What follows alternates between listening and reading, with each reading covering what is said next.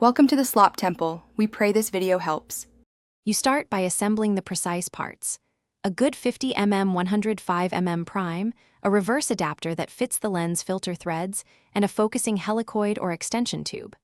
Once you have them, remove the lens from the camera, invert it. Screw the reverse adapter onto the lens front, tight but not forcing.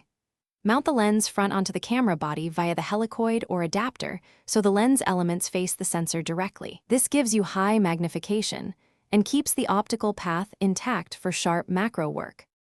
Once mounted, stabilize the assembly on a tripod and confirm flange alignment. Misalignment ruins corner sharpness. You will use manual focus and live view at high magnification. Make small, deliberate adjustments with the helicoid. For exposure, stop the lens to around f/8 to f/16 to improve depth of field, and choose a shutter speed like 125th second or use flash to freeze motion. If depth is critical, stack multiple frames, then blend them in post for consistent sharpness across the sub. To finish, take a series of test shots and inspect them at 100% to evaluate sharpness and vignetting. If focus falls behind or in front, fine-tune the helicoid. Small turns change focus dramatically.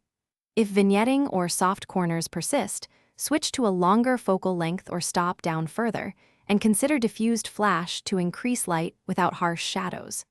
If images show inconsistent exposure, check for light leaks at the adapter junction and reseal with tape.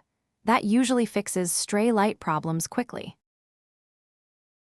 Thanks for watching. Consider subscribing if we helped you.